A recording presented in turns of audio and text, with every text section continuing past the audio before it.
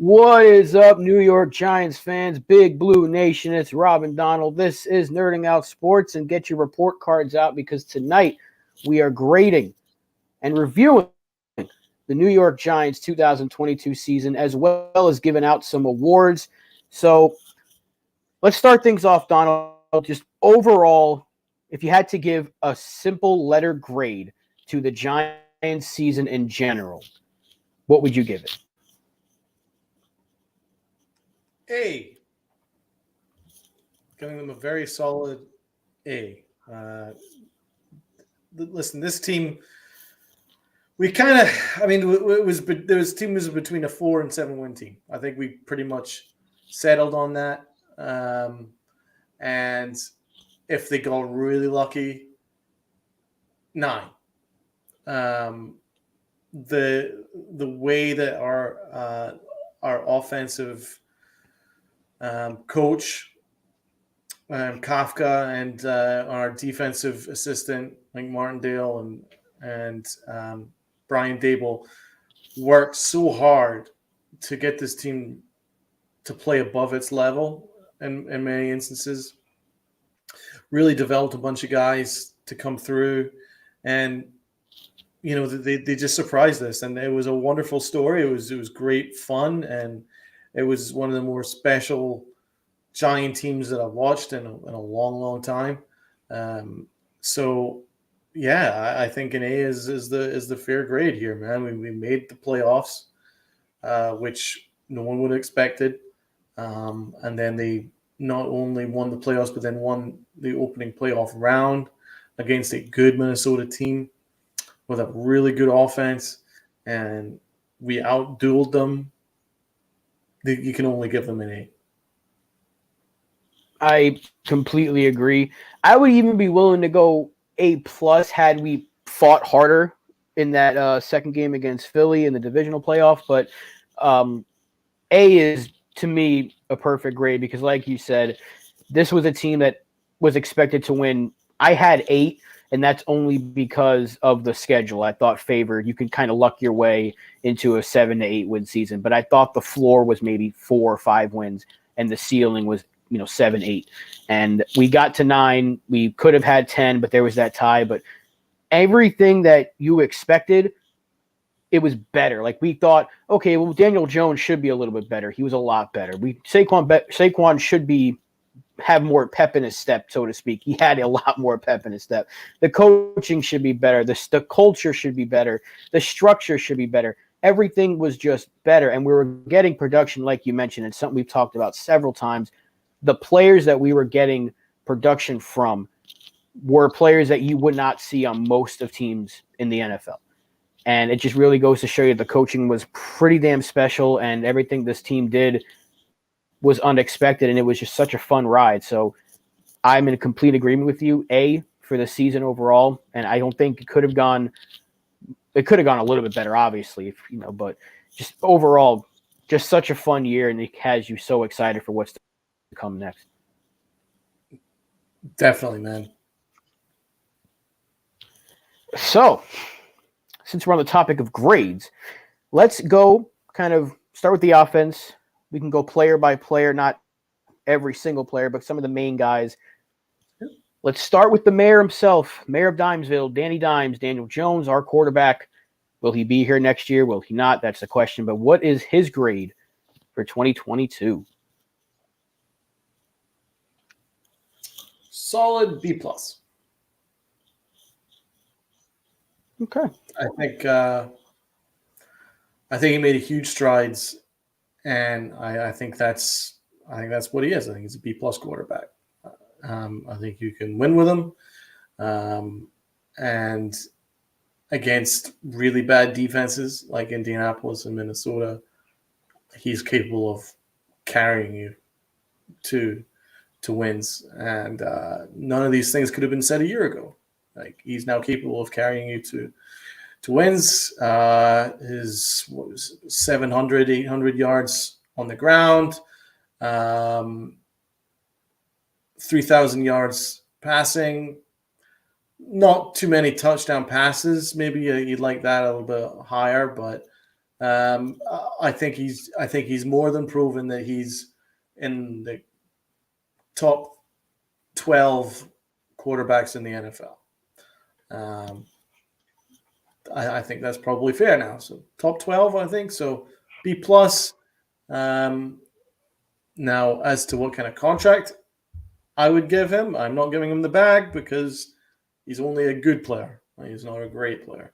So we have to think rationally and not just get too excited the fact that he helped us win a playoff game, because it is the same quarterback who really, really struggled against Philadelphia. So I want to figure out if he's the quarterback who can only thrive against really bad defenses like Indianapolis and Minnesota, and gets completely panicky and shuts down against the Eagles, or is it a little bit in between, or which quarterback is it? Because over the piece, I think if I was being extra critical with him, he kind of struggled against good defenses. But that has a lot also to do with personnel. I'm not saying that it's all on him, but you have to be objective if you're going to give credit for the wonderful games that he had, and there was a handful. You also have to criticize the games he kind of struggled. I think he struggled at the start of the year when he was getting used to the offense, and I think Philadelphia kind of gave me a little bit of a sour taste in my mouth. But overall, I think B plus is a fair grade. He's more than earned another year in New York, and hats off to him, man, because I don't think anyone would have had him in the top 12 quarterback discussion rationally. Now you can, and you could even have a conversation that he could sneak into the top 10 at some point. But I think it's been a big year for him, and hats off to him, man. He's worked very, very hard. And what I'll give him credit for is he shut off the noise. He didn't get distracted by the noise and get distracted by fans calling for his head or calling for him to be traded or for whatever. He just worked hard at his craft. He's been a leader. The locker room loves him. The coaching staffs love him. And it's all testament to his hard work. So I tip my giant cap to Danny Dimes, B+. You mentioned being potentially in the top 12 quarterbacks.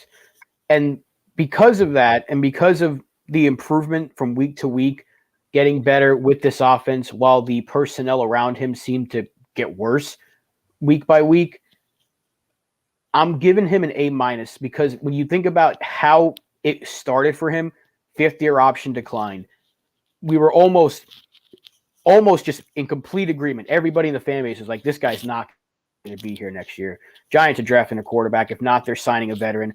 Tyrod Taylor's going to start by week 7, week 8, depending on the record. There's no way this guy's finishing the season, let alone getting a new contract with the Giants next year. And he played every game. He got better. He won us games that we had to win. He played almost flawlessly in must-win scenarios against the Vikings. It wasn't really a must-win in that Week 16 matchup, but he played as well as you possibly could to win a game. He played perfectly against the Colts and helped us win. And then you look at that playoff game against the Vikings, he played brilliantly again. Now, the Philly game, obviously, everything was terrible. He was one of those players that was literally just an F grade for that night. But I think overall, when you think about everything that was facing him, for him to kind of just answer those questions, and now you have, I would say maybe 85% of the fan base saying, yeah, this guy should be here, where it was pretty much like 95% saying this guy's not going to be here next year at the start of the season. That's a pretty big turnaround for me. And I think he just fits the system that they want to run pretty well, or really well. And if they can just make sure they keep a similar group around him, but of course add to it, whether it be free agency in the draft, they can see him take another step forward, because this offense should only get better with another year of coaching under Dable and Kafka. So I think Jones answered so many questions for me personally, so that's why I'm going to go just a bump above you for the grade and go an A-. Okay. Now, I think this one we should be in pretty similar agreement with. Number 26 himself, Saquon Barkley, the Pro Bowler. What a year. I got A+ for Saquon. You got okay. I'm giving him an A, but I think he's been wonderful, and get him that contract ASAP.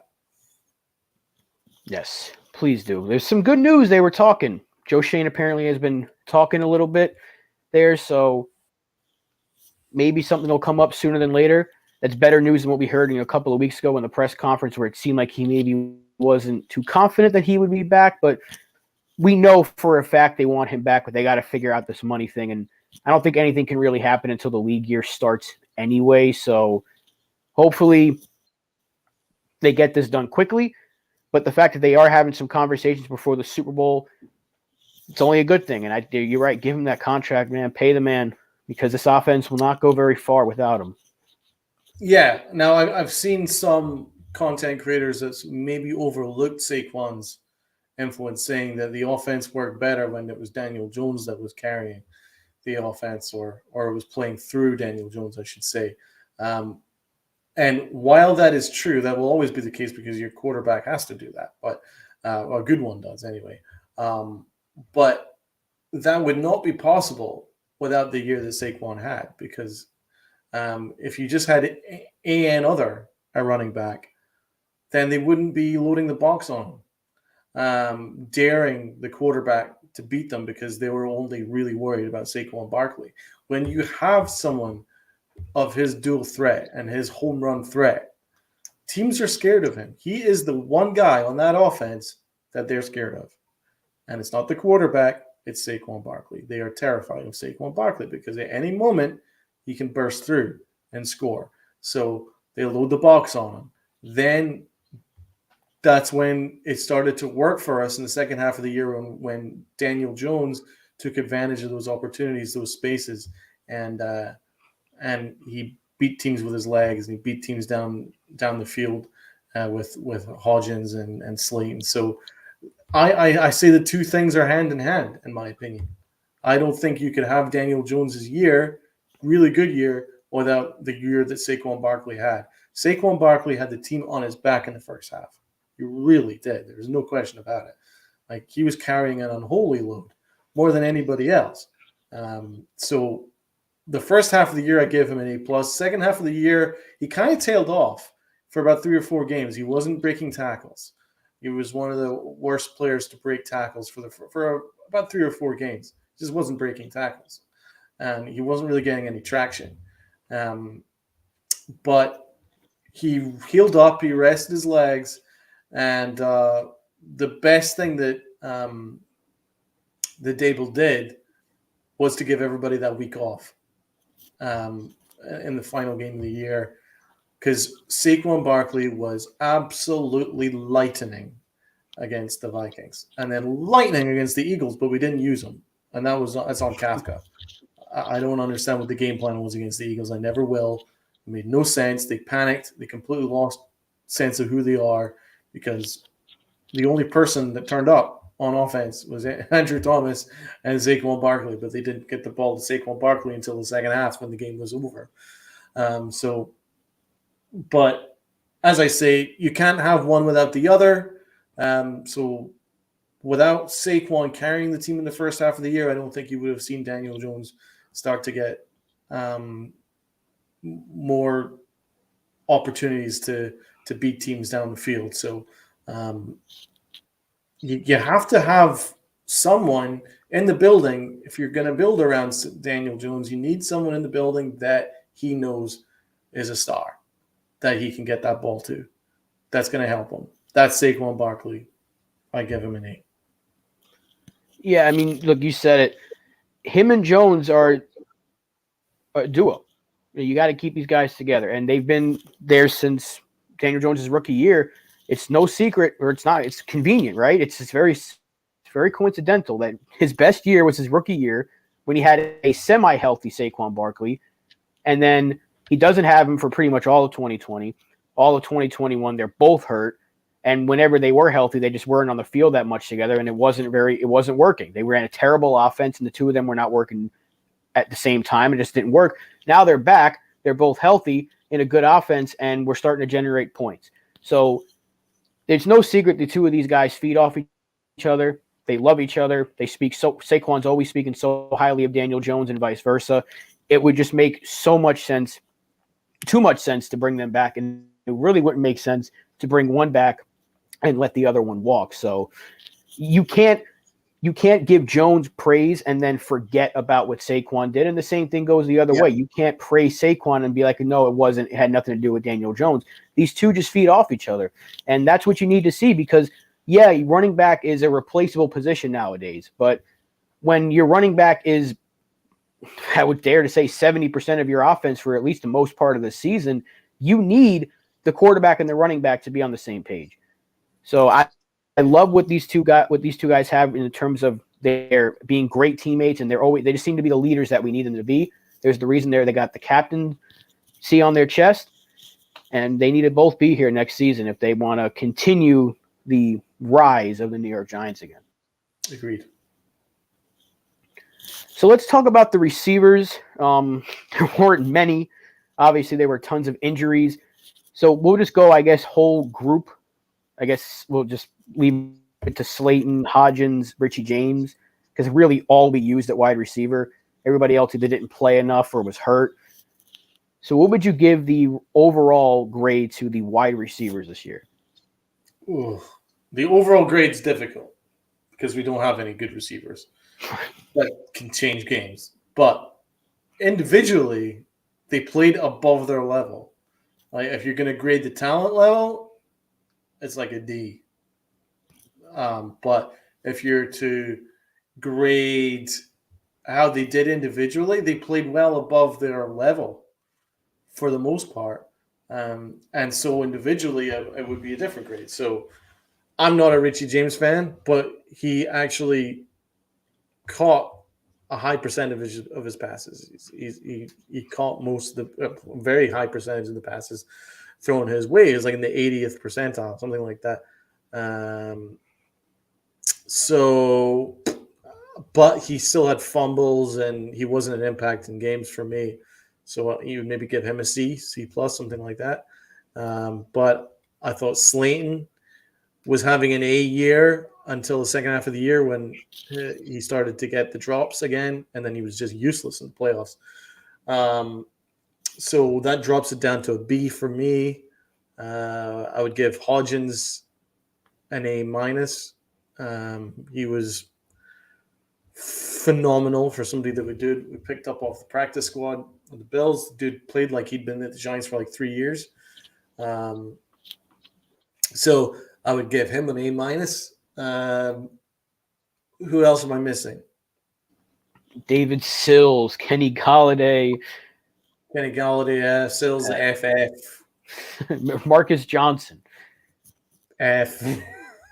What's up to Alex, Big Blue in the Bronx? Thank you for popping in.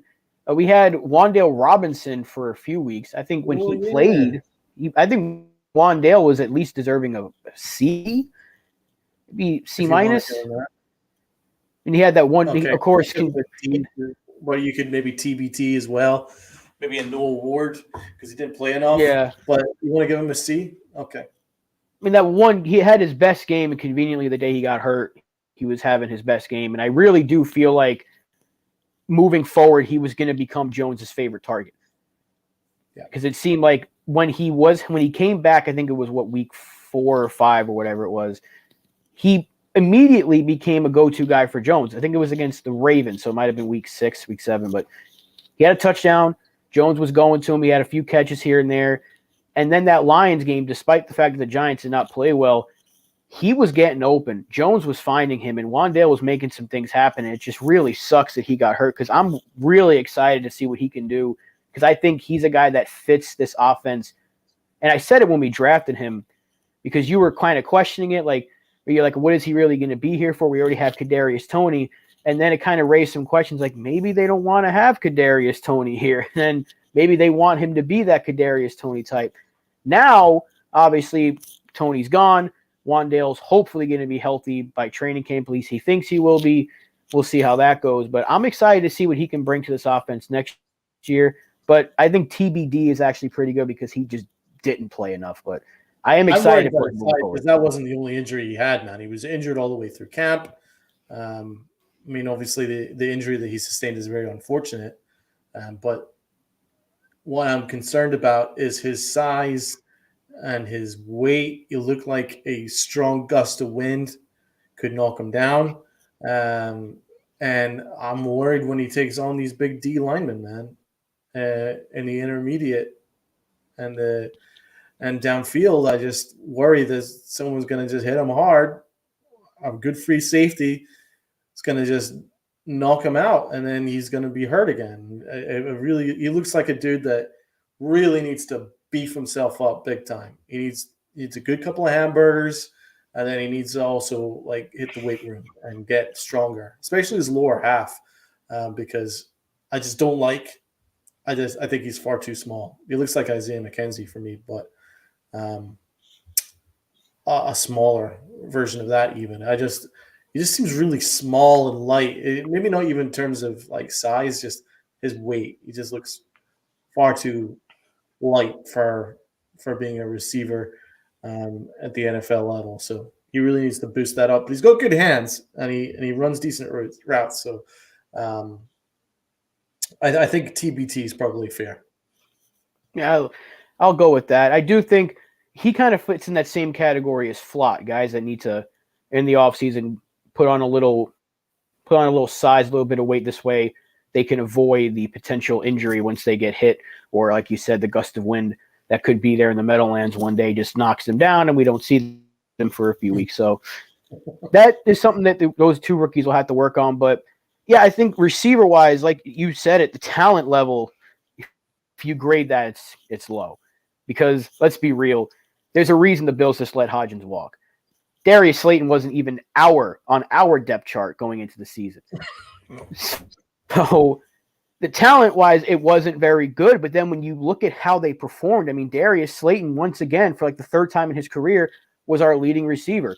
Hodgins started playing in like week 9, and he was the number 2 guy. And then you mentioned Richie James, who people wanted to be sent to Alcatraz after that Seattle game, turned out to be a pretty reliable target down the stretch. So production from people that you just never expected it from. If I had to give it an overall grade, I'd say a C+.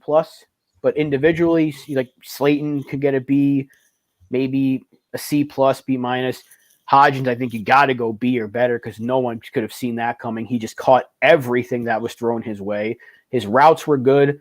His footwork was great. And his immediate rapport with Daniel Jones was just, it's like you said, it's like he had been there before. And he had come over from the Bills and he's never worked with Jones before. And all of a sudden, it looks like he was drafted the same year as Jones and they were working together. So I love Hodgins and he should be back next year as well. But it's such an interesting group because all year when we did our game picks, right, it was just what's up to MH. I never rest, my man. That's right. He was just doing the Knicks podcast over on the Big Blue in the Bronx channel. So many fucking balls, I don't even know what team I'm talking about. But even when we were doing our game picks and we picked our leading receiver, it was Slayton or Hodgins or James. It really just there was no other choice. So that's what we were dealing with all season long. So it was an interesting year to say the least for our receivers. Now, if we talk about the tight ends, it's kind of the same thing because Daniel Bellinger played and then didn't play. He was hurt. I think the tight ends, once again, you can kind of go into that same category of receivers. Overall, the talent level is just, but the performances of a guy like Bellinger, I think he had a solid year when he was out there. We saw Lawrence Cager step up from time to time. Myrick on a few occasions. Nick Vannett out of nowhere had a couple of catches. But again, I think I can only grade Bellinger, and I would give him kind of just a C because it was more of an incomplete. Really? Maybe a C+. That's harsh. I thought he was really good. I like Bellinger, so maybe a C+. I think the injury keeping him out for a little bit, it seemed like he was slowly trying to get back into that form. I think blocking wise, he's great. He can obviously catch the ball. I think moving forward, he will be a lot better, but because of the injury, he kept him out for a little bit. More of an incomplete. So I want to be fair to how he did play when he was out there. So I'll go C+. I'll bump it up to C+. Because he was Daniel Jones' safety net for like, and he was basically him and Slayton were our only real offensive pass catching weapons, um, I would I'm closer to B plus A minus for for him. Although there was a costly fumble and the injury, so I'll settle on B plus. All right.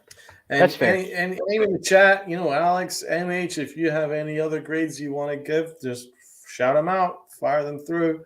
People in the comment section when you watch this after the fact, give me your grades on some of these guys for sure. It will be really interested. But yeah, okay, we'll give a B plus. I'll give a B plus. You're giving C plus to Bailey. Yeah. This next one, I like the idea of grading the whole offensive line because Andrew Thomas is obviously an A. Like he's on another stratosphere compared to the rest of these guys.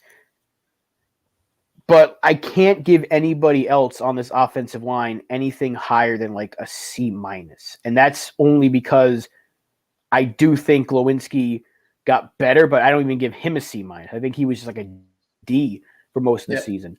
I'll give Nick Gates the C minus simply because he was playing when it didn't seem like he would ever play again. Feliciano, D plus, C minus, maybe if you're going to want to be generous.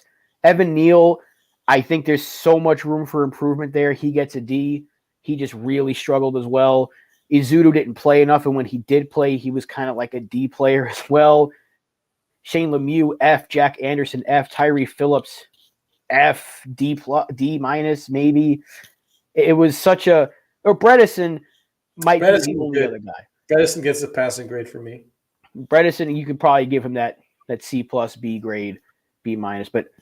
If it's not Andrew Thomas, is there anyone out of those players I just gave you, besides maybe not Bredesen either, that you can maybe potentially go to as high as a B minus, or would you make C plus kind of the limit there for the rest of this line? I mean, Feliciano, didn't he make Pro Bowl? Somehow he made he was an alternate. I think it was just because the fans wanted to vote him in. I don't know how he got it. I would give. I thought I would give him a passing grade, but not a high one. C minus. I agree for Feliciano. Neil D. Tyree Phillips D. Anderson so bad. I don't even think F covers Anderson. Andrew Thomas gets an A plus though, and Bredesen. But C plus B minus. It's kind of the in between. I really liked what Bredesen did. He actually did a pretty good job, and you know what? Saquon had a career year, and also to be fair, the offensive line as a unit played great against the Vikings, the best they ever did. So, with all that in mind, I'll maybe give Bredesen a B minus. Okay. As for Glowinski, yeah, I'd say probably a D plus for him. I didn't really like him too much. He that was our big signing.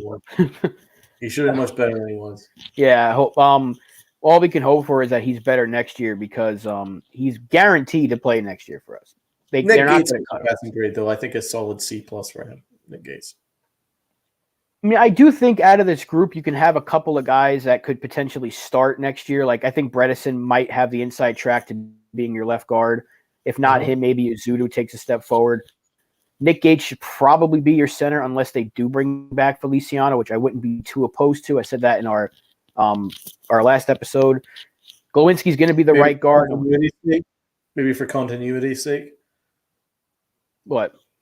Maybe for continuity's sake. Yeah. Feliciano. Yeah, because he was the center pretty much the entire year, and bring him back at the quarterback, got that center. Just for more familiarity, but I wouldn't be opposed if they let him walk and Nick Gates was the center next season. That I can pick either one and maybe just flip a coin, and that's the one that stays. The contract is structured so that it doesn't actually help us by cutting him. Right. In the offseason, we need a ton of dead cap, so it looks like he's going to be a right guard for one more year. So I have to hope that he gets better because he was not good this year. No, not at all. all. But they're also There's a potential they go for somebody in the draft, whether it be maybe round 3. But I don't want to keep drafting these third, fourth round guys and being like, step in, because we did that with Izudu and he didn't play too well. And it's going to be, you think getting a first round pick to take that next step is going to be difficult. Imagine asking the same thing for another third round pick. So I do think there's a very good chance this group is back next year, the exact same group, and they might try that left guard rotation again. But if there's any position that changes, I do think center would be the most likely, because Gates was really good at center, where he wasn't as good at left guard, in my opinion. And Bredesen was pretty damn good at left guard. The only thing I can guarantee is that Jack Anderson and Shane Lemieux should be nowhere near this team next year. They should not be here. No way. How bad was Lemieux in the very few snaps he played? It was a sack-a-thon. Remember, he was so bad, we thought there's no way it could get worse. And then Jack Anderson started the next week, and it got worse. So there was an answer. You can be worse than what Shane Lemieux was, and it was Jack Anderson, which kind of shows the testament of the strength of Daniel Jones, because he was getting popped those weeks we were without Ben Bredesen. I keep getting his name wrong, but yeah, the offensive line, certainly something that we should be seeing, maybe upgrade, maybe not. But overall, we know we got the left tackle. That's not a question. It's just figuring out the other 4 positions. Easier said than done. Now let's move on to the defense. We'll start with the front 4, because I love our front 4. Sexy Dexy in the Pro Bowl, All-Pro, just like Andrew Thomas, second team All-Pro. Can you give him above an A+? I don't think it's possible. I would seriously consider it, but A+ for sure. 1,000%. And congratulations are in order to him in the Pro Bowl, and I'm very much hoping that he breaks this trend of Giants not re-signing defensive tackles, because we let Tomlinson walk, we let Hankins walk. It stops here. We got to make sure that Dexter Lawrence is here for the rest of his career, at least the next 4 or 5 seasons following next year. Now, his teammate, his partner in crime, Leonard Williams, I got to go C+. He definitely struggled. He was hurt a lot. He wasn't as productive. It's clear as day he needs Dexter next to him in order to be productive.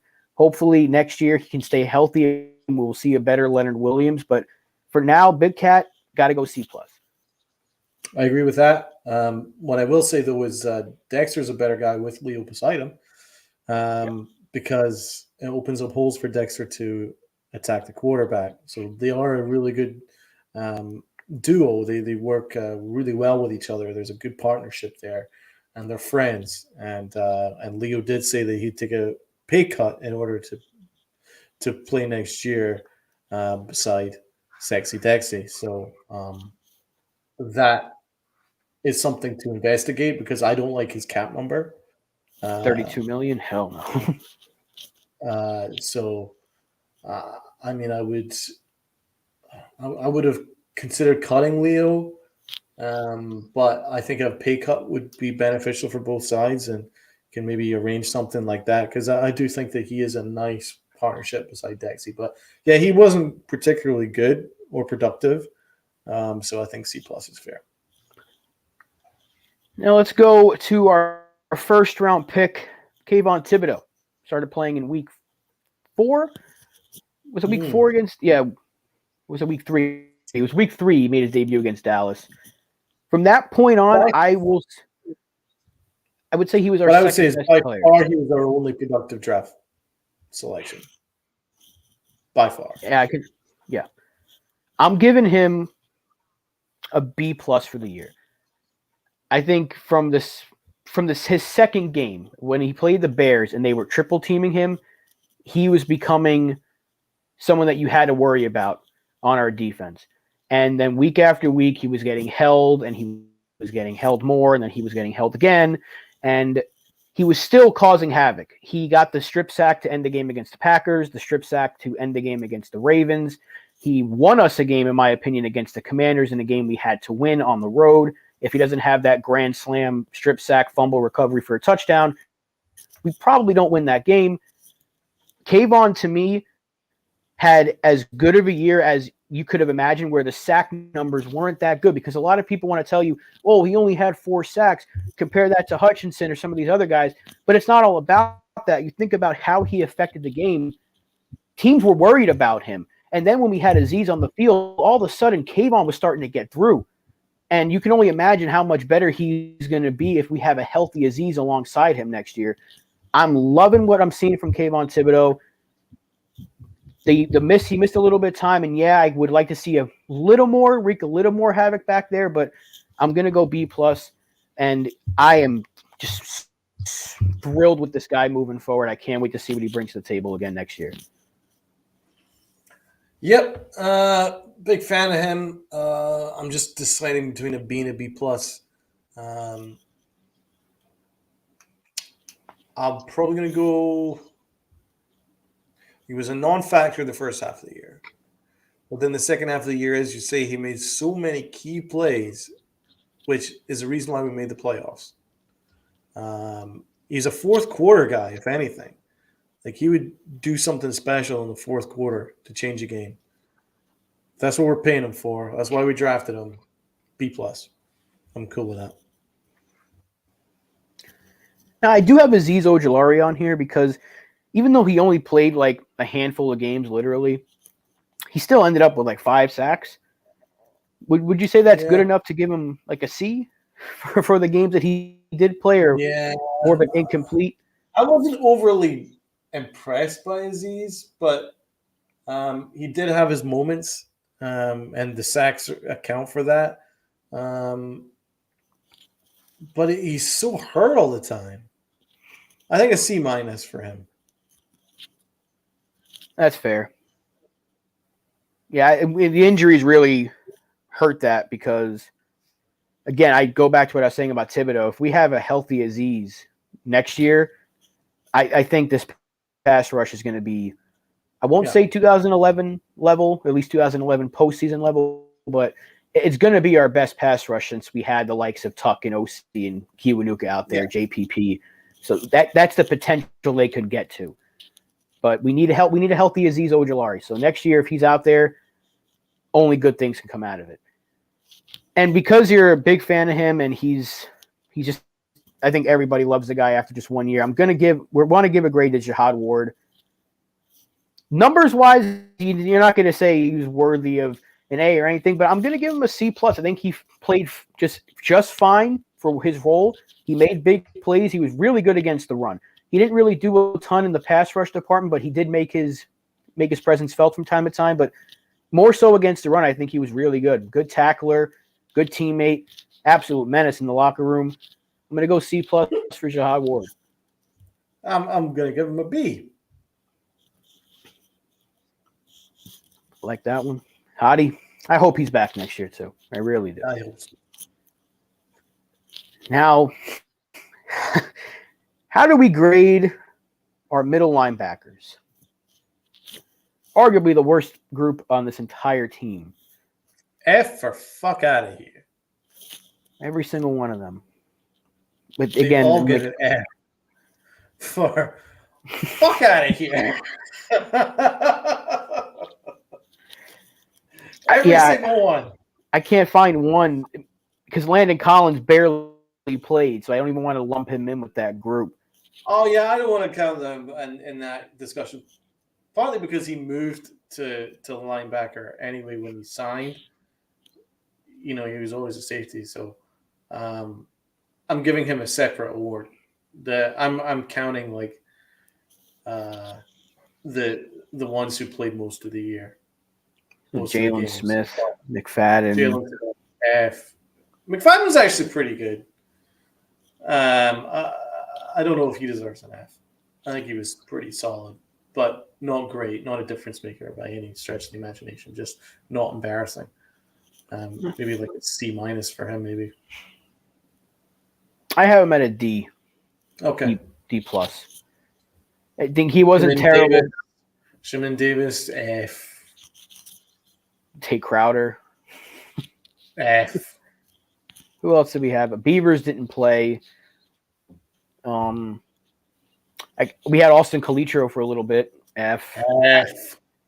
This might have been, and we've had some bad middle linebackers in the past, but this may have been some of the worst because like Jalen Smith was starting week after week, and he was so bad that we picked up Jared Davis off the scrap heap, and he started like immediately after playing well against the Eagles, and he was starting.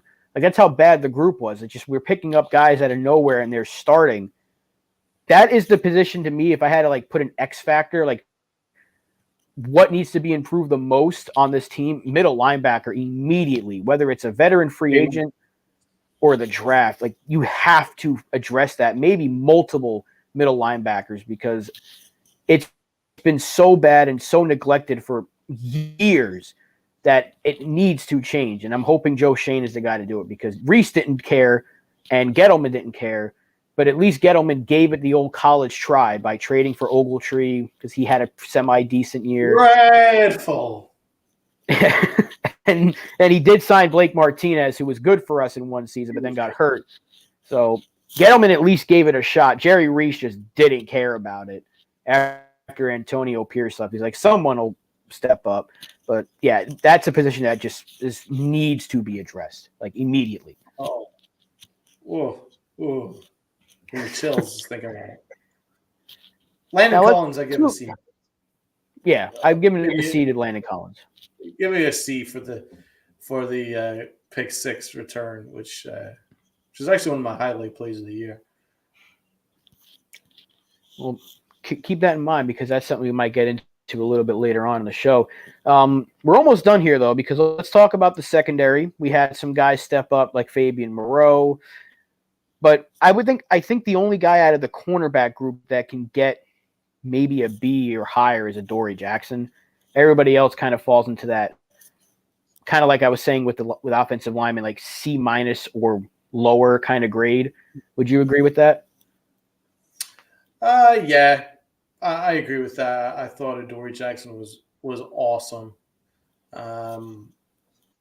I would give him an A-. He didn't get in very many. He didn't get any turnovers really, but his role was so important because he had to be a lockdown corner in order for Wink's defense to work. So you know what? He gets an A for me because he was such a lockdown corner. I would give Xavier McKinney a good grade too until this stupid accident. Yeah. I'd give him a B plus. I'd give Julian Love a B. Julian Love had a decent year, but he got torched, lit up like a bonfire against the Eagles, which obviously slightly affects my grade of him. But he was a good locker room guy, and his stats are actually decent, over 100 tackles and forced fumble and pick, and he did his thing. So yeah, he gets a B. McKinney B plus. No, he only gets a B because of that stupid injury. That's unacceptable. And I get an A for Adoree Jackson, and then Moreau gets a C plus. He was fine. McLeod C minus. He was okay. Cordell Flott. He gets a solid C, I think. He worked his way up into that. He made a couple of decent impressions on me later on in the year when he was really struggling the first half. The second half, he kind of came together. Maybe gets a passing grade. I think that's about the only grades. Belton was okay. Maybe a C minus for Dane Belton. He certainly didn't embarrass himself. He was actually a pretty solid pick. I like him. Yeah, I think he's, moving forward potentially as that third safety.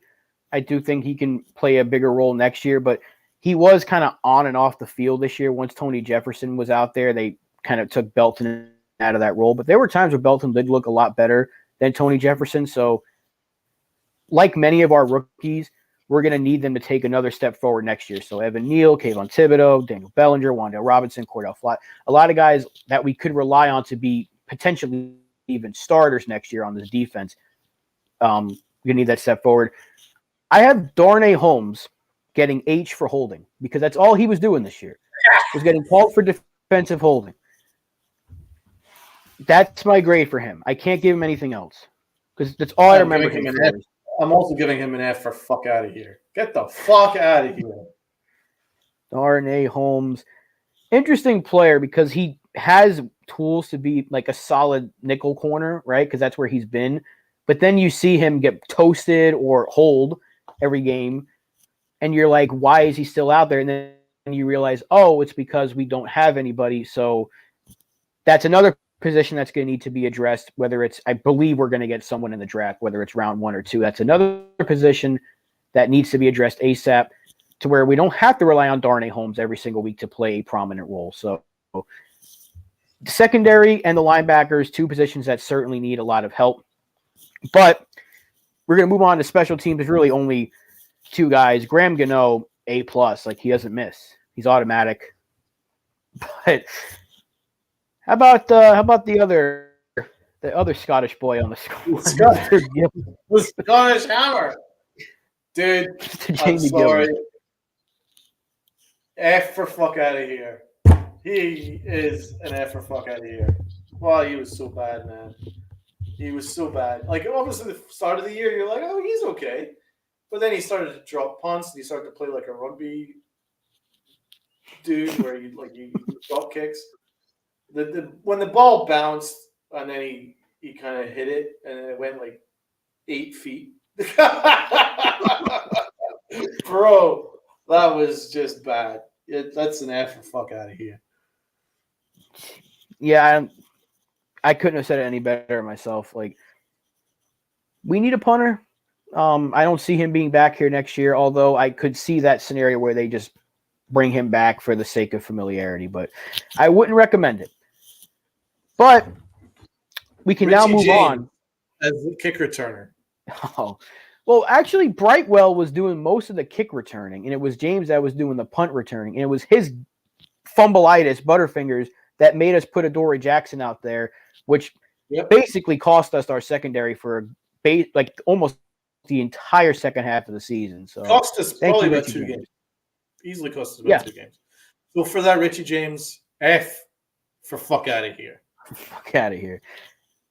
Now we can move on to our awards for the season, where we get a little spicy here potentially.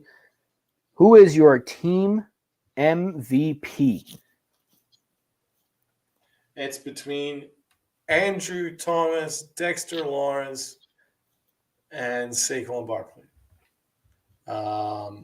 They're the top 3 for the overall team MVP. Well, why don't we put that on ice, and then we'll just go with the isolated ones first. So and then I'll think about it. All right.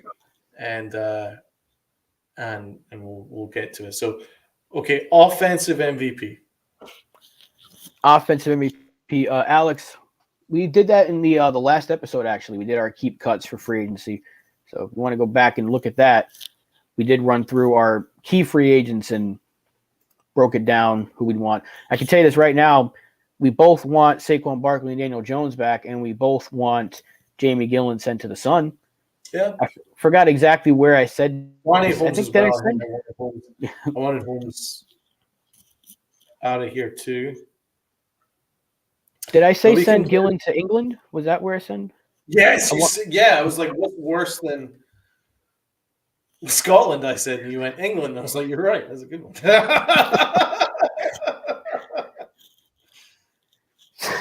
Right, so offensive MVP. Gonna go 2-6. Saquon. He was good, really. In my opinion, he had a couple of games where they just keyed in on him, but like you said earlier in the show, he was putting the team on his back. We don't win that Texans game without him taking the ball 40 damn times. And because of that, it slowed him down. But to see him have that burst again that we thought he may have lost after the 2 years of injuries, I got to go, what is he calling us, scallywags? Scallywags probably, no, he was also on the, we're putting him on the Titanic to England I'm not saying I want to sink, but we're goes to the Titanic. putting him on the new Titanic, the real unsinkable ship. Just get him out of here and put him in London so they can pay for their sins of the New York Giants season this year. But my offensive MVP is Saquon Barkley. Oh, man. How could I do that to Andrew Thomas, though?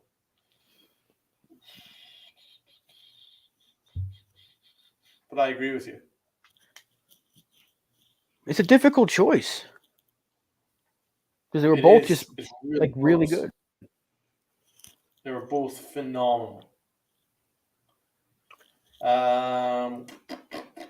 Well, if you're going 26, he's accounted for, so I will go Andrew Thomas. That's fair. I like it. We can give him co-players of the year at really. Yeah, we'll go co-offensive player of the year award. They both share it with pride. Perfect. Now, I think this one could be a lot easier to choose defensive player of the year. It's got to be Dex, right? Where's the sexy Dexy dance? I already did it once. Okay. Yeah, it's sexy Dexy. There's not even a debate about it.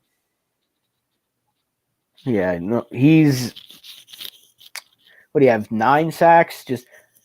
He went from a good player in his rookie year to a fine. They moved him to defensive end, which was weird.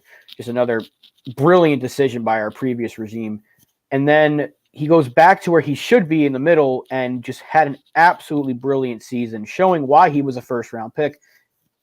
Man, he's so good, and he is extension worthy. Next year is his 5th year. They did take his option, thankfully. Didn't have to worry about him not being here, but he's got to be extended. Sexy Dexy, we love you. No question who the defensive MVP was. Now, let's go on to our rookie of the year for the New York Giants. Kayvon Thibodeau, Bellinger, maybe. There isn't really much competition. Everybody was hurt in this class. Yeah. So it is Thibodeau. KT. Now, before we came on, because we picked Coach of the Year with Dable. So we're going to go outside of Dabe's. Assistant coach, so coordinator, whatever you want to choose. Who is your assistant coach of the year for the New York Giants? I'd like to give credit to our secondary coach. I think he was good. I think our receivers coach did some good work too. But there's only one winner for me, and that is Wink Martindale. I will ride with him through the seas of Babylon. Wink Martindale's my guy. All right. Like, I love it. I love Wink. The fact that we were able to get what was, even though it wasn't a statistically fantastic defense, but we got a ragtag group that was causing havoc for the likes of Aaron Rodgers and Lamar Jackson, and even you can put Ryan Tannehill and Kirk Cousins. These are not terrible players that were giving trouble. Obviously, the elite quarterbacks, they're going to have their way with a lot of defenses like this, but you think about that playoff game, and it goes back to the Adoree Jackson talk. We shut down their number one receiver, and Justin Jefferson at that was kind of irrelevant after that first drive. So that goes to Adoree, that goes to Wink, but I'm gonna give it to Kafka because I just feel like the offense was able to generate points in 2 games that we needed them to generate points against the Colts and then against the Vikings. I know it didn't happen against the Eagles, but nobody really came out to perform. No coach had a good night against the Eagles. But the steady improvements from the coaching, from the players to the scheme, week after week from this offense, when they put the ball in Jones's hands, I think, to me, that's why I said it a few shows ago that I think Kafka has to be the untouchable if there was one, and I'm going to give him the award. I think Wink would be an easy choice as well had the offense not taken those weekly steps forward. But I am very, very glad we do have these guys, and it seems like Wink is going to be here next year, even though he's had those multiple interviews with the Colts. I'm excited about having these guys together again next season, and then hopefully moving forward after that.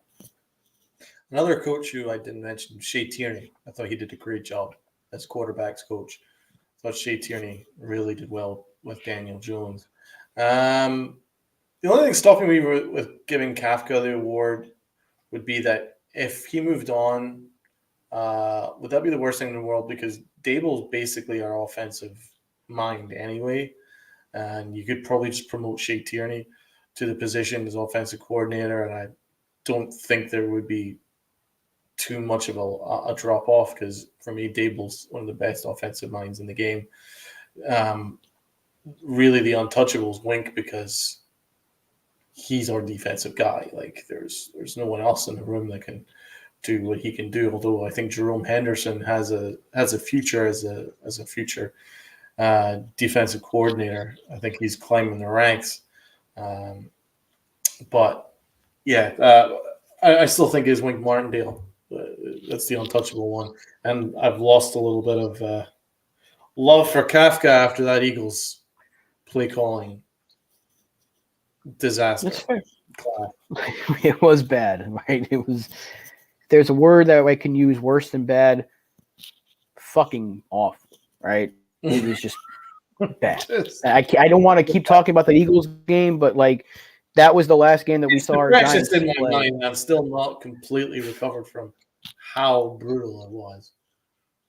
You get those flashbacks every so often. You'll just be like kind of doing your everyday thing, and all of a sudden just pops in your head of Daniel Jones just getting rocked by Hassan Reddick or him throwing the pick or one of those bozo play calls that we had in that game that just went for no yards or not running the football. You just kind of just pops in your head and you stop and freeze and think, what the hell were they doing? It was that bad of a game. Nothing went right. But let's not try to talk more about the negative here. Let's try to get back on a positive note. Alex, Jerome Henderson, yep, you just mentioned him. Mike Groh, wide receiver coach, yeah. Gross. Very, very good. Look, I think we got a really good coaching staff here. Really good. Now, is it perfect? No. But it's better than what we've had in a very long time. So we can only be confident. Now, let's give an award for the menace of the year. Who is the biggest menace on this New York Giants team? We got Hadi, Kayvon. Menace in a positive sense or a negative sense? I mean, if you're going to go by that, I know your pick's going to be Jihad Ward because he's a menace in a good way because he's always messing with his teammates. But they all, like, every time you watch one of those Instagram videos, they say who would have. They always mention, every single one of them mentions how Jihad Ward doesn't shut up, which means that he is constantly bothering his teammates, but in a good way, where he's just the guy that's constantly cracking jokes. You saw it after the Viking game. He's on the plane filming Evan Neal eating. He's filming Saquon Barkley and Daniel Jones, and he's just like, talk, and they're just kind of like, huh? He's the menace on this team. So, yeah, a menace in a good way would be Jihad Ward. Then it has to be Hadi. However, if you're looking for who's going to be the most hated player on this team from opposing teams, it's my guy, Kayvon Thibodeaux. And I like that. We got ourselves a guy that people love to hate. Kayvon, I believe if there's somebody here that's going to back it up, I think Kayvon's going to be able to handle it. He loves the bright light. I think he likes trolling people. He likes the spotlight on him. And I think this is actually going to be a good test because if there are people out there that's going to put that proverbial target on him, let's see how he responds to it. Because certain people think that he's going to now kind of fizzle under the lights of New York, what Joe Staley said or whatever it was. Let's see if Kayvon answers the bell next year because I think he's going to have a really good sophomore year. Yeah, well, I completely disagree with you on everything in regards to that. I completely just don't agree with dudes talking without backing it up. You're a rookie. You've not earned anything in the league. You have no right or no place to say, who are you to Joe Staley? Who are you to Jeff Saturday? These are dudes that have had very, very good careers in the National Football League and deserve respect. You need to earn your respect. They should be asking, who are you? In all honesty. you have to earn your trash talking. And I say the same thing to Julian Love. What are you talking about? Oh, yeah, he's just riding on Nick Sirianni's just riding on his Eagles coattails. Shut up! Just shut up, bro. So I'm giving the shut up award to both of them. I just want them to shut up. I mean, we got our asses handed to us by the Eagles. We're at home. They're in the Super Bowl. All you do is you take your lumps and then you work harder and you come back stronger. That doesn't mean I don't love Kayvon Thibodeau. It doesn't mean that I don't see a huge future in him. I think he is going to be great, and I do think he's going to be a menace in a positive way. But he needs to reel it in a little bit. I think he's feeling himself a little, and he needs reeled in and reminded that really he didn't do anything this year. I mean, let's be quite honest. He had a decent offense. He did a decent year. Decent year. It wasn't like groundbreaking. Karlaftis had a better year than him. Aiden Hutchinson had a better year than him as a pass rusher. So let's just be honest about it. He was good, but he hasn't earned the right to trash talk yet. You can do that after you win. When you're the last man standing, then you can trash talk all you want. But until then, you respect the other teams, and you might call me boring, but that was exactly what Tom Coughlin's philosophy was. Shut up and play. I'm very much on that wavelength. I'm very much a subscriber to Shut Up and Play. And that goes to Julian Love too. I don't know what you're talking about, man. Like, at the end of the day, man, you're in dress clothes while the Eagles are prepping for a Super Bowl.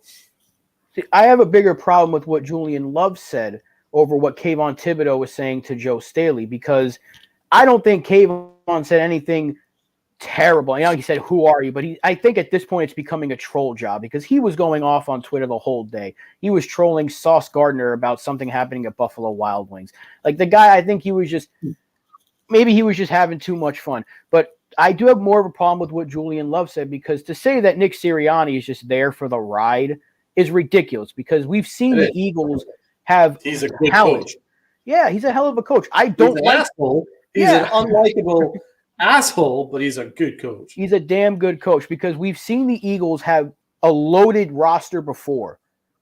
Back in 2011, they were considered, what was it, the dream team? Remember that? When they signed Nnamdi Asomugha, they already had a really good squad. Asante Samuel was there. Michael Vick was the quarterback. I think they had, did they still have LaShawn McCoy back then? Deshaun Jackson? I mean, they were loaded. They took Steve Smith from us. They were loaded in every position. But Andy Reid wasn't the same coach. You know, that he was still really good, but he wasn't able to get that team to where they needed to go.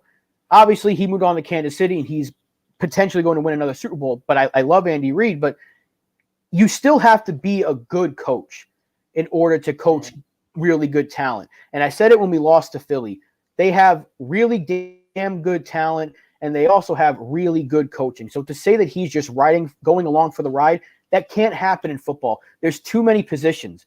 It can happen in basketball, right? Because I think Steve Kerr kind of rode a little bit. Was there for the, Steve Kerr going for the ride with those Warriors teams, right? And Spoelstra with the Heat, but you can't really go along for the ride in the NFL. You have to have at least some idea of what you're doing. And Nick Sirianni, as much as it pains me to say it, is a damn good coach. So I have more of a problem with Julian Love saying that after we just got the teeth knocked out of our mouths from them than I do with Kayvon Thibodeau going after a retired tackle. So I do understand that people want Kayvon to kind of keep his mouth shut, but I do like the fact that we have someone who's going to be not afraid to speak his mind, because we've been a pushover for too long. And I think Kayvon's going to be able to back it up. Julian Love, why are you speaking about a team that just beat the living shit out of you and saying their coach is just going along for the ride? For like 2 plays of over 30+ yards.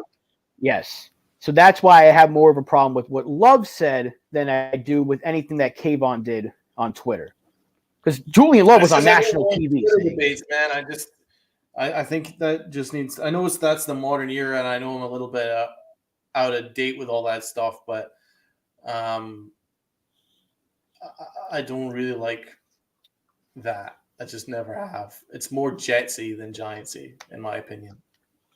Let's quite honest about it. But I know it's the modern era, and I know there'll be some. Most fans love it because they're like, yeah, they're real Giants and stuff like that. And I'm very much in the minority, but it's just not for me at all. So it's not really how I do things. And when I was listening to the Michael K show, Don LaGreca said exactly the same thing. He's like, listen, it doesn't mean that I don't love Kayvon Thibodeau. He says, I think he's stupid for what he was saying, but doesn't mean that I don't fully support him. I just don't think that as a fan that we should be just cultish and just say if you disagree with a player, then you automatically hate them. It's not that case at all.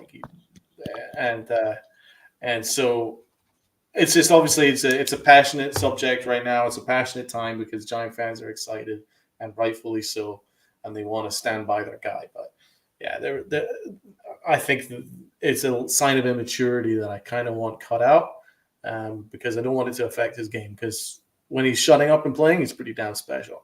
So I think that's a kind of a fun award that was a little bit different. What about the low key MVP? Low key, man. I'm gonna say Isaiah Hodgins because he stepped up out of nowhere, practice squad guy from the Bills. He was let go, picked him up from waivers, and this came right after. And we talked about the fans on Twitter just a few seconds ago. This came right after fans were screaming that Joe Schoen did not give up a second round or third round pick for a receiver at the deadline or bring in anybody. And we go ahead and we bring in Isaiah Hodgins. Who? And then he comes out and immediately becomes Daniel Jones's go-to guy that wasn't Darius Slayton. And he was quickly becoming the number one receiver on this team. And I think at this point you could say he was because he showed out week after week, caught everything thrown his way. The routes were crisp. I said this already. You mentioned that he's very Amani Toomer-like with the way he's getting those toe taps on the sideline. That's got to be, to me, that's the low-key MVP. Hodgins, love him. I agree with you. My low-key MVP is Adoree Jackson. Because although he didn't really show up in the stat sheet too much, you never heard about him. Why? Because teams were afraid to throw in his direction.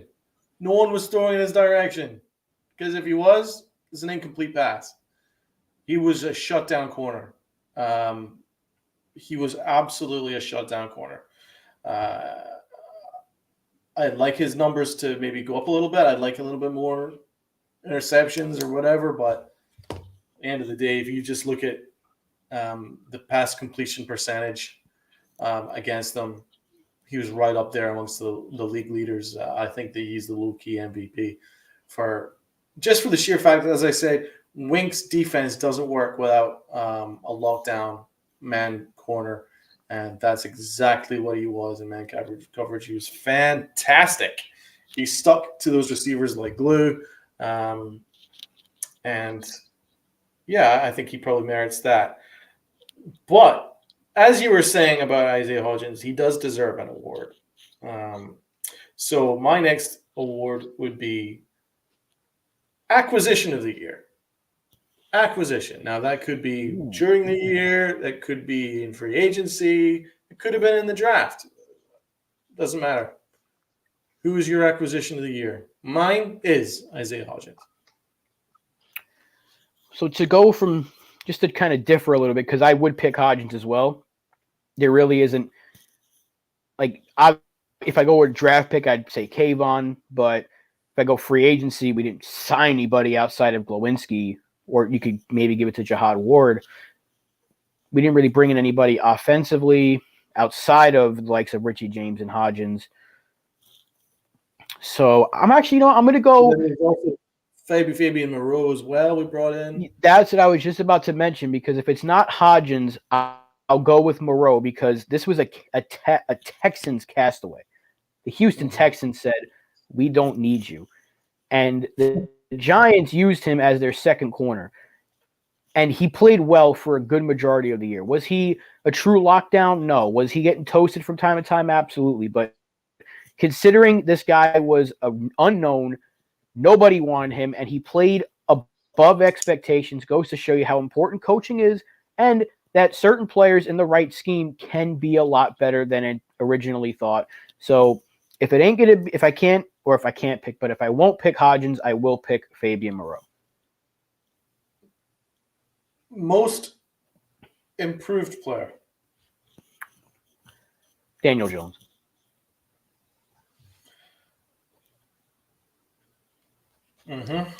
Yeah, I think that's probably fair. Although you could also say Dexter Lawrence. You could also say Andrew Thomas. You could also say Saquon Barkley. I'm going to go with Dexter Lawrence because Dexter Lawrence was good last year. Did anyone think that he would turn into Aaron Donald? No. Or Quinnen Williams? Like, that's the level that he suddenly became. He became a one-man wrecking ball. I don't think that was the thought when we picked up his final year option, his fifth year option. I don't think they were thinking this guy's going to be a human wrecking ball on his own. I don't think anyone saw that. So for that reason, the most improved player is Sexy of the Dexy. I like it. Sexy Dexy also has the best dance on the team. That's for sure. I can give that a word too. Although Daniel Jones was kind of breaking into some moves during practice against the 4 Eagles. But I think gritty. Sexy did.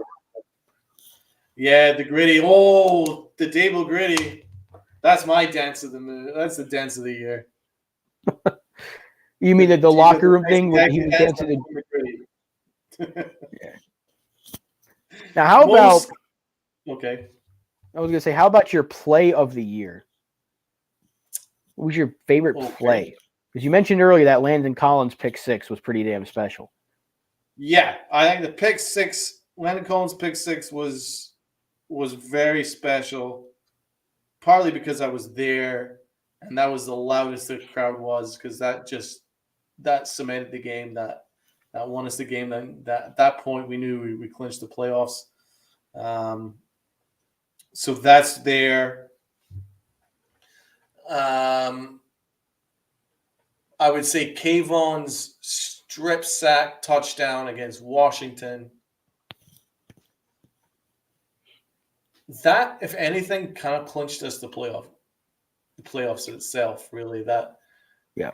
If he didn't do that, we probably don't win the game and we don't go to the playoffs. So you could make that argument. Saquon Barkley did some pretty freaking special stuff, man. Against the Bears, where he spun out of like 4 tackles. I loved that. That was immense. It was that Slayton play against the Texans. That was a good one. That was a decent one. What about against the Vikings? There were so many great offensive plays against the Vikings. Yeah. Saquon was special against the Vikings too. But I got mine. I'm gonna give. Okay, what's yours? Against the Ravens, when Lamar Jackson fumbled the snap, picked it up, and got picked off by Julian Love, which led us to coming back to take the lead and eventually win that game. When you rewatch the highlights and you listen to the crowd and you listen to Bob Papa's call, that man lost his voice that game because of how much excitement he had. That was probably the most excited and the most probably the craziest I've gone for a Giants regular season game in a very long time. And it's because of the way they came back. And that play right there, I rewatch the highlight all the time because it just Bob Papa gets you so pumped up. He's so good at his job. And he doesn't get enough recognition for it. But you literally hear his voice cracking because he just lost his voice, but he was still giving it his all. And that play, just the crowd went nuts. And I was like, Giants football is back. That play right there let me be. That told me everything I needed to know to believe in that team, because it was everything that kept happening was like, this is too good to be true. I want to Yeah, enjoy it, but I keep watching that. It was so fun to just to hear the call and listen to the crowd over and over. I'm gonna go with Landon Collins pick 6 because I was the game I was at, and as I say, that cemented the playoffs, and the atmosphere was insane. The whole stadium went absolutely berserk. It was very, very cool. So that's my play of the year. Most disappointing player of the year. See, if he had played for us before he got traded, I would have said Tony because he just didn't do anything. But can't put Galladay in there. I mean, he did drop like things that were right there. But Evan Neal, I thought, even though I wasn't expecting him to be all pro or anything like that, I thought he would have been a lot better than he was. He got picked on a lot. They were using just the simplest moves to get by him, and he's a player that certainly needs to get a fast improvement because I don't think we can afford 2 years in a row of struggles before we start saying this might be the bust. I don't think he's going to be a bust, but it needs to happen quickly because he's too important. For this offense to work, you need to have at least the tackle positions need to be pretty solid. We know we got the left tackle. If Evan Neal could take a step forward and just be good, doesn't need to be Andrew Thomas, just be a good right tackle, then we got something there. But he was the most disappointing for me because I thought he would have been a lot better, but he was just, in a word, bad. I'm worried about his footwork. I'm worried how he matches up against good edge rushers. His footwork and his timing's off. I don't know how he can handle the speed of these rushers because he gets a little too handsy. His pass protection's bad, but his run blocking's decent. But he's got next year to prove that he's a right tackle at this league. If not, we might need to be looking at right guard for him. I was thinking the same thing. Obviously, ideally, you don't want that. I don't think it's going to come to that. I think he's good. Do I think that he has the potential that Andrew Thomas has? No, because Andrew Thomas in his rookie year, although he struggled in the first couple of games, let's not forget that he didn't have a camp. He started to get really good towards the end of the year, right? In his rookie year, really good. So there was not really any concerns there. Evan Neal, actually, you could make an argument go worse, and that's with full camp, with good coaching, with all that, and he was getting worse. He was getting picked on. There was a couple of games where he looked fine, but in general, he was the weakest link. So, yeah, let's give him next year. I think he's going to be fine. I think a really good off-season. I want an off-season program for him. I want an off-season program where they really focus on his footwork and maybe change his technique a little bit, and maybe get a little bit stronger. Maybe hit the weights, become even stronger. But he's a smart dude, and he's a determined dude. He's a hard worker, and these are all the things that Eric Flowers wasn't. So right. I don't believe he's going to turn into an Eric Flowers. I really don't, because Eric Flowers was completely unaccountable. He was belligerent. He was obnoxious. And he didn't care. Evan Neal cares a lot, and he's hardworking. He comes from a good program. All these things I think will work in his favor, and I think he'll come around. I don't think he's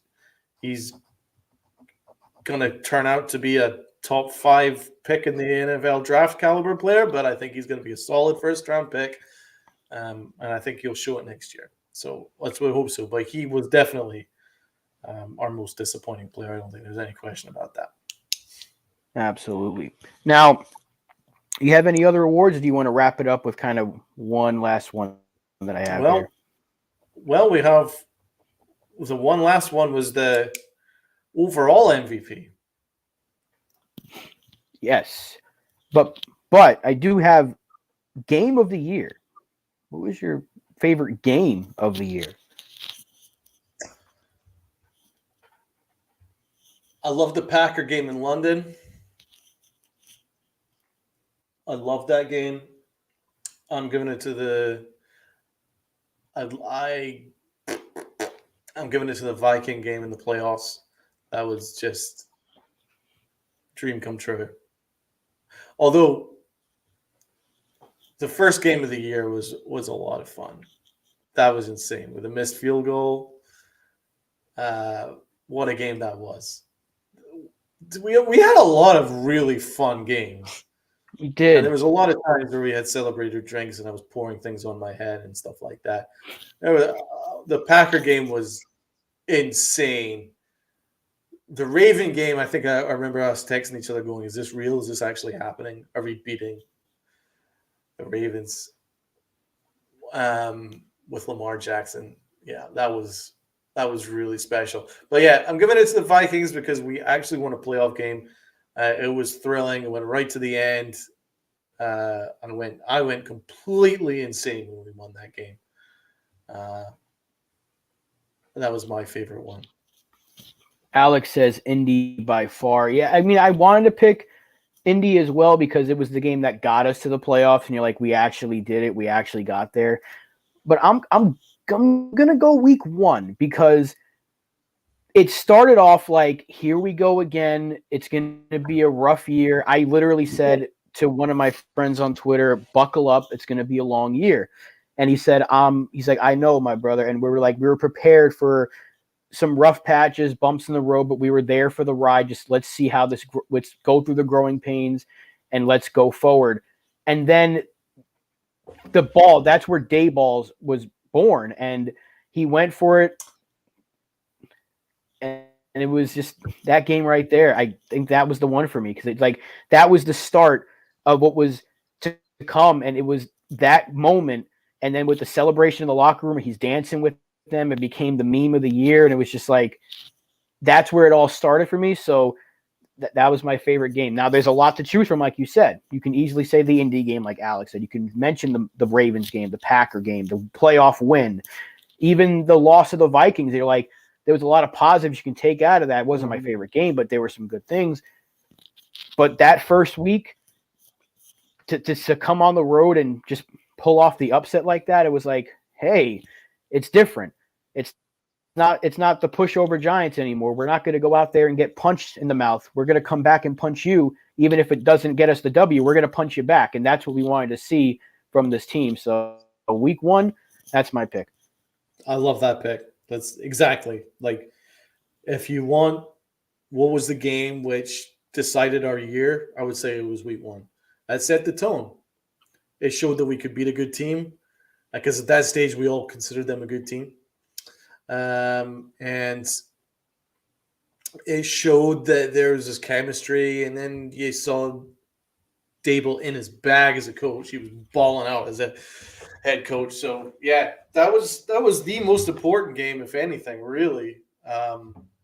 More even than the second game against Washington, where we had to win to make the playoffs. But in order to decide where we were going as a franchise, we needed to see that there was going to be a progression, and we didn't just get progression in week one. We saw something special, and it really just developed from there. So I completely agree with you. That's a very good selection right there.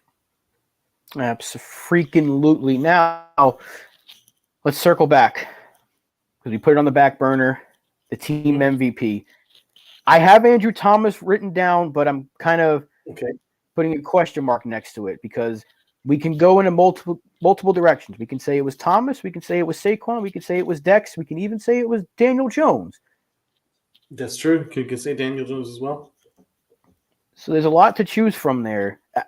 It's hard to give it to one player, but I think for the sake of this war, we have to. He won. You can make the argument for Jones because he won you the games that we had to win to get where we got. That was Indy. That was Minnesota. You could make that argument. You could make the argument that we wouldn't have gone anywhere without Saquon.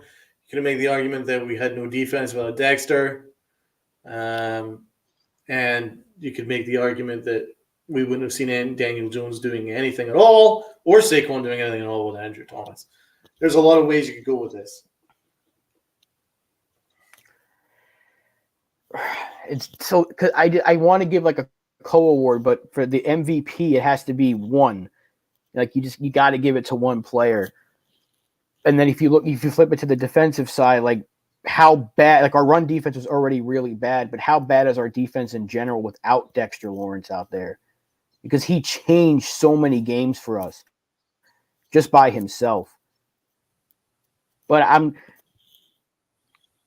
my original pick was Saquon, but Andrew Thomas is just so important. He's so important because without him, Daniel Jones is getting rocked even more than he already was, and that's from his blind side. Without him, Saquon Barkley may not have as many lanes to run. So I'm leaning towards Thomas, but I would not be opposed if you were to choose Saquon or anyone else, or if someone wanted to, if Alex has a different pick, if anyone that might pop in afterwards wants to give another pick. I'm going to go Andrew Thomas. I'm going to stick with 18. Okay. This has just sprung to my head. Brian Daboll.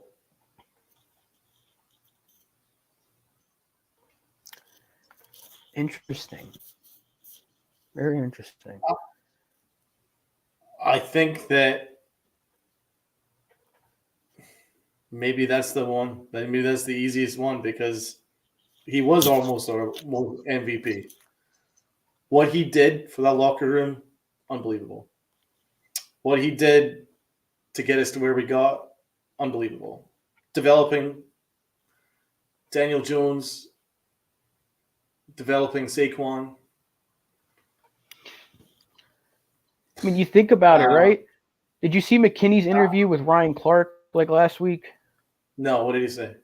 He was bringing up what it was like with Joe Judge and how a lot of guys kind of didn't want to really be there. They were kind of dreading going into practice. You know, they didn't. It wasn't like they had. It wasn't a broken locker room, but it was kind of like the way that things were being operated.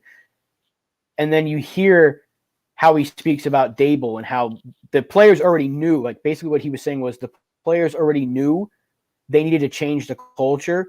But then when Daboll came in, he made it so much easier. He said, "Look, I'm gonna listen to you guys, but I'm also he's gonna be stern when he has to be." Like he said, he's gonna listen to you. He wants to make this work. So the players already knew they got to fix this thing, and now they had a coaching staff that was like, "We got to fix this thing," and they both just so quickly, the coaches and the players just came together. And so your choice of Daboll, even though he's not a player, might be the best choice because if the head coach, which goes back to that thing about we were talking about with Julian Love, you need to have a good coach in the NFL.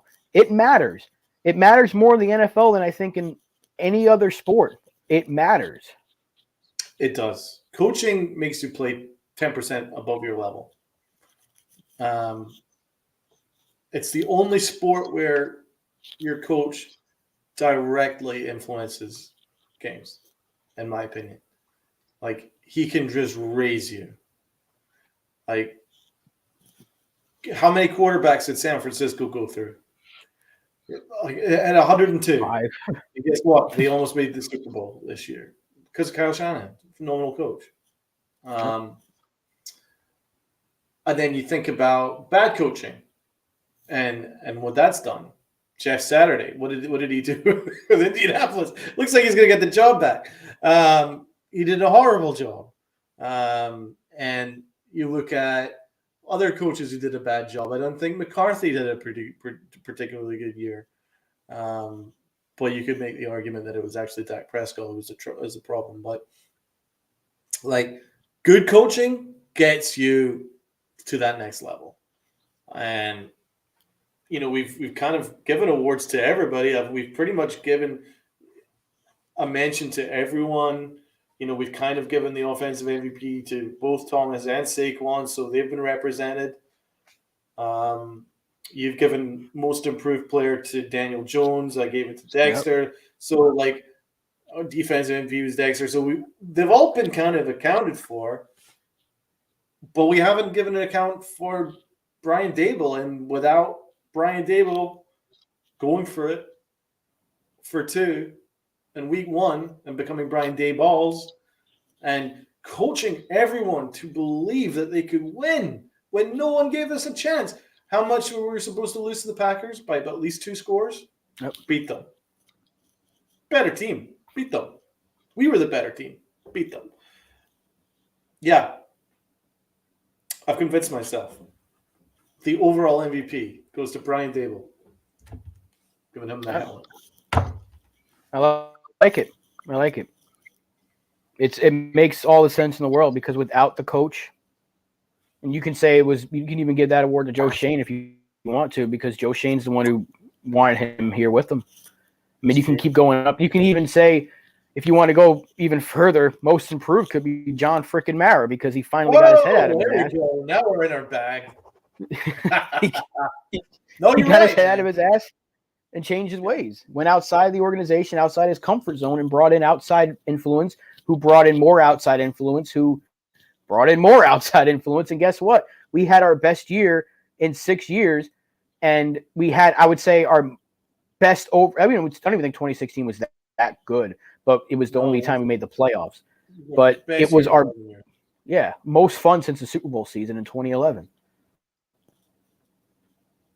And it's been a long wait, especially for the younger generation of Giant fans, who haven't really got a chance to taste the success and taste how special this team is when it's winning, and what it means to sports and what it means to the city and what it means to football in general, because football is better when the Giants are better. And that's not me just talking as a Giant fan.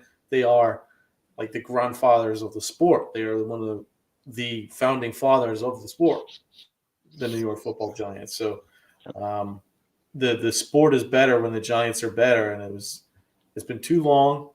They are one of the most successful organizations in sports, with their Super Bowl trophies. There's not really an organization that comes close to them in New York, apart from the Yankees. So they are very special team, and it was great that they were able to put it together, make the fan base happy, and I'm really excited for this offseason, man. Big Blue in the Bronx. We're going to be doing our scouting for the upcoming draft. We're going to be doing Senior Bowl stuff. We're going to be doing all kinds of prep work. I'm already kind of excited for that. Free agency coming up soon. Then we got the draft. So, it's going to be a lot of fun, and hopefully me and you are going to do some scouting too, and then we'll have our draft picks and all kinds of stuff, and maybe have a look and see what kind of free agents we should be jumping into. Maybe make some trades too. Who knows? But I'm really excited for this offseason. And, a big thank you to the Giant organization for making this particular Giant fan who's waited. We both have waited like 11 years for a good team. It was just a pleasure this year. It really was.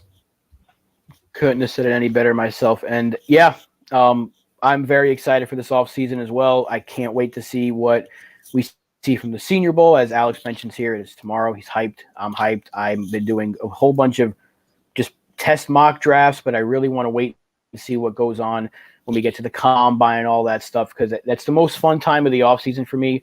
As crazy as free agency can be, I know we're not going to be heavily involved in free agency, but I do know we're going to be really heavily involved in the draft, because the Giants are going to build this team through the draft and bringing back and re-signing their own players. And, of course, they'll bring in free agents from time to time and make some trades. But for now, they got to build this foundation, and it's got to be through the draft first, and then you can start supplementing it with free agents later on. But I'm really excited to see it, because it's going to be, to me, it's the first full off season for Schoen and Dable to really assess this team, because they've got a roster of their guys that they brought in mixed in with the old regime. Now it's going to be who they want to keep and who more they want to bring in. And Tudo's in the chat.